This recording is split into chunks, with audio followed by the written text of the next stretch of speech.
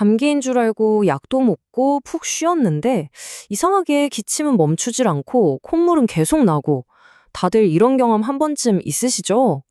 분명 일주일이면 끝날 줄 알았는데 2주가 넘어가기 시작하면 슬슬 불안해집니다. 이거 정말 그냥 감기 맞아? 네, 바로 이 질문입니다. 만약 여러분이 지금 딱 이런 상황이라면 오늘 이 내용이 정말 명쾌한 답을 드릴 거예요. 우리 몸이 보내는 신호를 정확하게 해석하는 시간, 지금부터 시작해 보겠습니다. 자, 먼저 우리가 왜 이 2주라는 기간에 주목해야 하는지 이것부터 딱 짚고 넘어가야 합니다. 왜냐하면요, 감기에도 일종의 유통기한 같은 게 있거든요. 네, 바로 이거예요.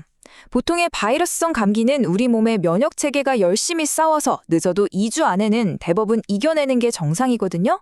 그런데 만약 2주가 지났는데도 증상이 그대로다?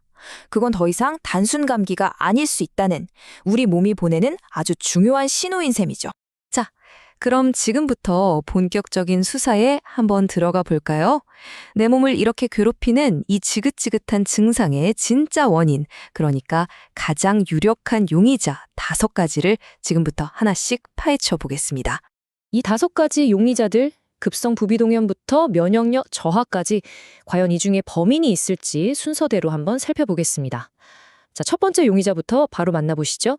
혹시 감기는 거의 다 나은 것 같은데 이상하게 누런 콧물이 계속 나오고 코가 꽉 막힌 느낌이 드시나요? 특히 고개를 숙일 때 광대뼈나 이마 쪽이 뻐근하고 아프다.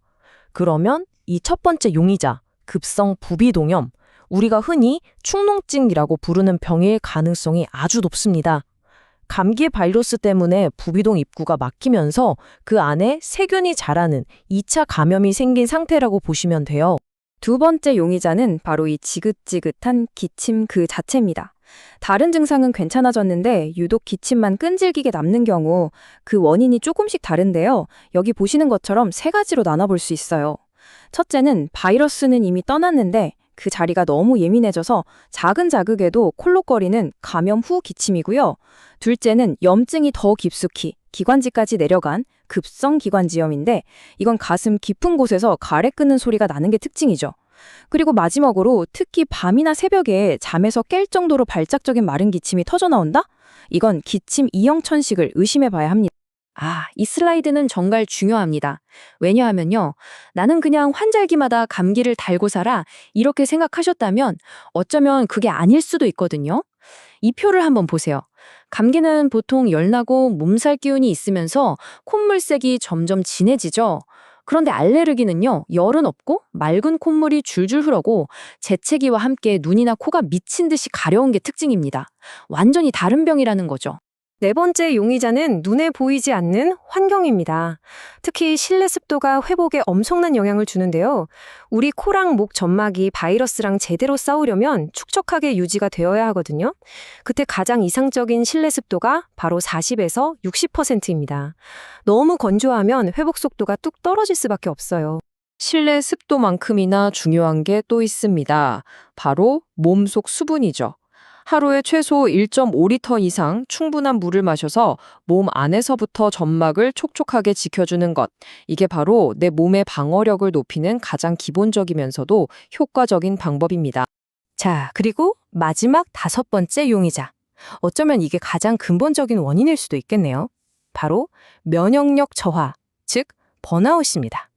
아무리 좋은 약을 먹고 쉬어도 우리 몸의 군대, 즉 면역 체계가 지쳐 있으면 소용이 없겠죠? 계속되는 야근, 부족한 잠, 극심한 스트레스가 바로 이 면역력을 바닥내고 결국 감기 바이러스가 우리 몸에 장기 체류하도록 만드는 가장 큰 원인이 되는 겁니다. 자, 지금까지 5가지 유력한 용의자들을 살펴봤는데요. 지금부터는 정말 집중하셔야 합니다.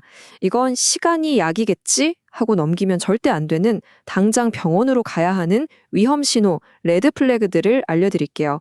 첫 번째 위험 신호, 열이 내렸다가 다시 오르는 겁니다. 감기 막바지에 열이 떨어져서 이제 다 낫나 보다 했는데 갑자기 38도 이상의 고열이 다시 시작된다? 이건 몸속에서 폐렴 같은 2차 세균 감염이 시작됐을 수 있다는 아주 강력한 신호입니다. 절대 놓치시면 안 돼요. 두 번째 신호는 가래의 상태입니다. 그냥 누렇고 푸른 가래를 넘어서 거기에 피가 섞여 나온다? 이건 기관지나 폐에 심각한 염증이나 손상이 있다는 증거일 수 있습니다. 망설이지 말고 진찰을 받아보셔야 합니다. 세 번째는 호흡 곤란입니다. 조금만 움직여도 숨이 턱턱 막히고 가슴이 답답하거나 통증이 느껴진다면 염증이 폐 깊숙한 곳까지 번졌을 가능성을 생각해야 합니다. 이건 지체 없이 병원으로 가셔야 해요. 마지막 네 번째는 바로 기침 소리입니다. 기침 소리가 일반적인 콜록콜록이 아니라 마치 강아지가 짖는 것처럼 컹컹하고 울리는 소리가 나거나 숨 쉴 때 쌕쌕하는 휘파람 같은 소리가 들린다면 기도가 심하게 붓고 좁아졌다는 신호일 수 있습니다. 자, 지금까지 원인부터 위험 신호까지 쭉 훑어봤습니다. 머리가 좀 복잡하실 수도 있겠네요. 그래서 이제 이 정보들을 가지고 우리가 뭘 해야 할지 아주 구체적인 실행 계획을 정리해 드릴게요.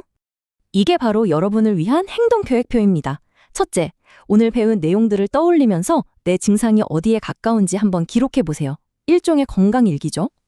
둘째, 습도를 40에서 60%로 맞추고 물을 충분히 마셔서 내 몸이 회복에만 집중할 수 있는 환경을 만들어 주세요. 셋째, 일을 하듯이 휴식 시간도 의도적으로 확보하는 게 중요합니다. 그리고 제일 중요한 마지막, 2주 이상 증상이 계속되거나 아까 말씀드린 위험 신호가 보이면 절대 망설이지 마세요. 바로 전문가의 도움을 받아 정확한 진단을 받는 게 최선입니다.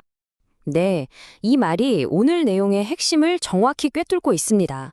2주 넘게 계속되는 증상은 그냥 좀 불편한 게 아니에요.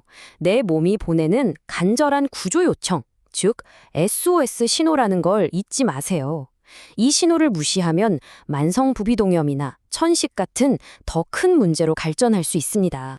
그래서 오늘 이 시간이 끝나면 한번 스스로에게 조용히 물어보셨으면 좋겠습니다. 나는 내 몸이 보내는 이 작은 신호들에 정말로 귀 기울이고 있는가?